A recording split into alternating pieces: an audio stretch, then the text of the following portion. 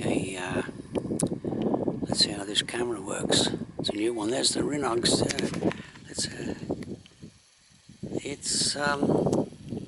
There is slight differences to this controls on this camera.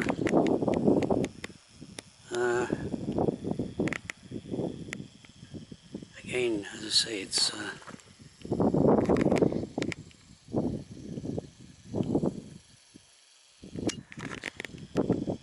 try it out. This is the first time I've tried it out, so this is an experimental. So I'm going to walk along this road for about 1.5 miles, and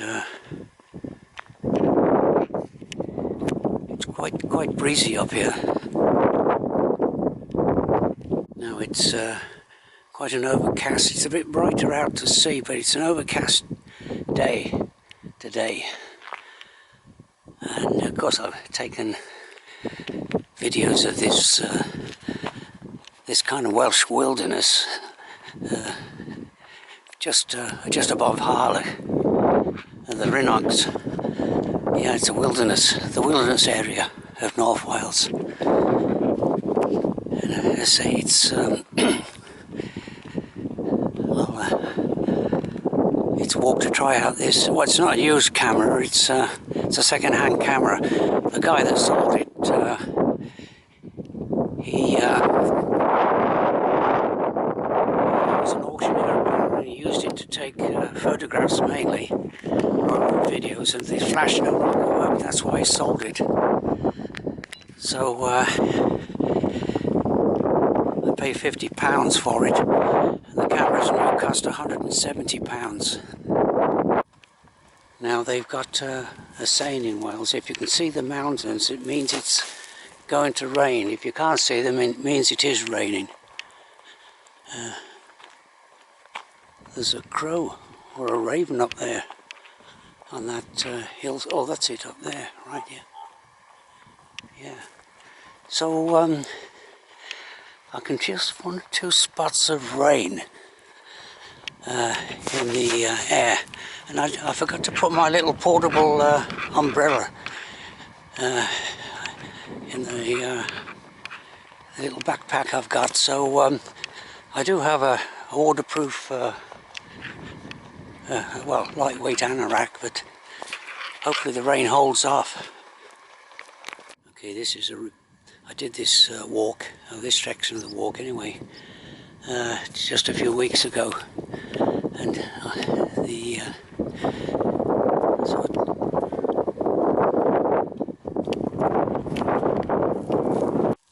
also I say it's quite breezy today, and I'm putting I've just started putting a bit of sponge over the microphone ports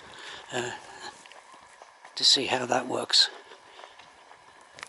Now I'm walking here on what was formerly a track laid down by prehistoric man. Of course it's been tarmacked over, but so this track was kind of like, even in those days maybe, it was largely an open moorland, and it was the shortest way from A to B rather than follow the coastline. And okay, so I'll just okay, there is a little bit of holiday traffic here. There's a campsite a bit further up.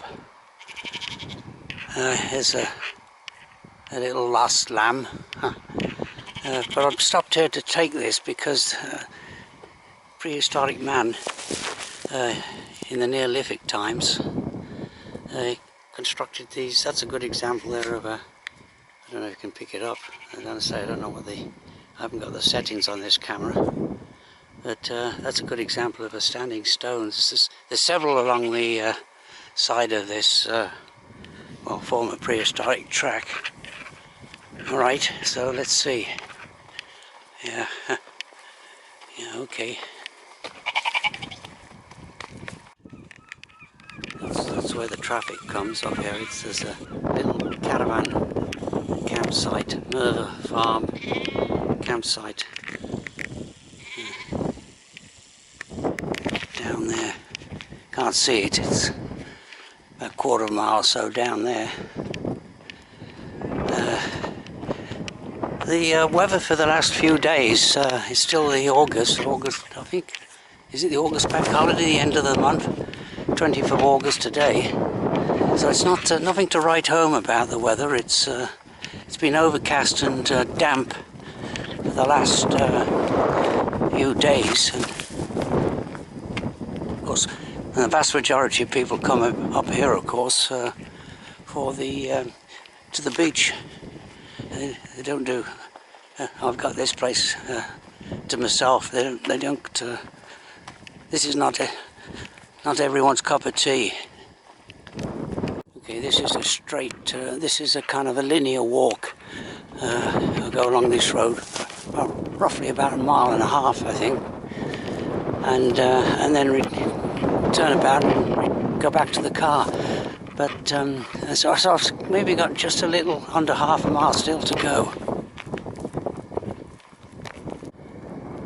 Like I say, when I go back, I'll see how when I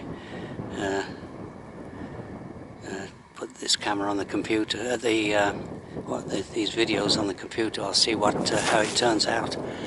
Well, is the sun coming out? Yeah, it'd be nice if it did.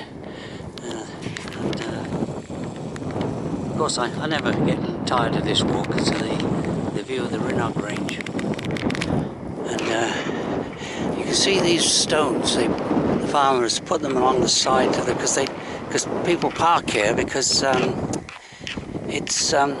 there's quite a good walk there. It goes around that hill, Moelfre. There's a hill fort on the top of it. It's about a 3-4 mile circular walk. It's quite interesting.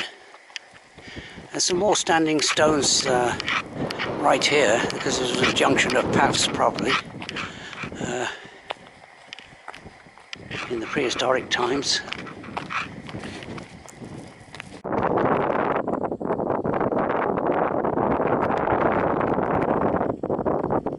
Okay, the end of the walk is just where that car is, up there.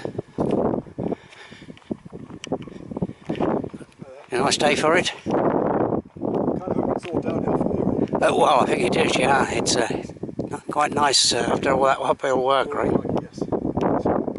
Okay, this is as far as I go. I have got the sponge on because it's more or less a semi-gale blowing up here.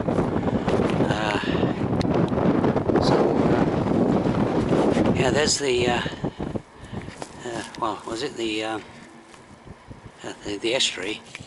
And down there is the famous Port Merion, one of the most popular tourist spots. Well worth visiting, of course. Now, of course, as usual, this is just not much good for. Yeah, I'm not quite sure. I'm pointing in the right direction, but Port Merion right down there somewhere. Yeah, this is. Let's say. I might be able to improve the, well, it's not actually a viewfinder, I'm not sure what it is. But yeah, okay, so that cyclist then, he's going downhill, you know, he's done all the work climbing up the hill. And yeah. Okay, so this is where I make a 180-degree turnaround. Oh, here he comes here. Just check the telescopic on this. There's the campsite. There's a few tents there. I think there is a caravan section there as well. It looks like it's. Let's say this is the. It's supposed to be 20 times telescopic. See how it works. Oops, there comes another car. Well, yeah, it's the holiday season, of course. Okay, I'm maybe just over halfway back to the car, whether you can hear me or not, because it's basically I'm going into quite a strong breeze here, almost a gale,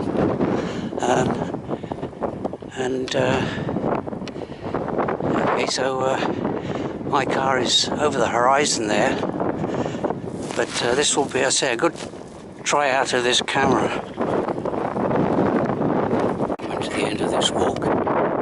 It's quite a good walk. It's, if you like looking at the wild, Welsh landscape.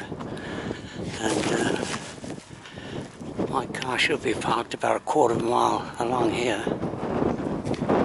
Okay, that's the end of this walk, which is a try-out walk for this camera. My car is just there, and towards the further on, of course, is the Dramatic Bay, which is part of the Irish Sea, and you can't quite see the horizon. It's one of those days where the grey sky matches the grey of the ocean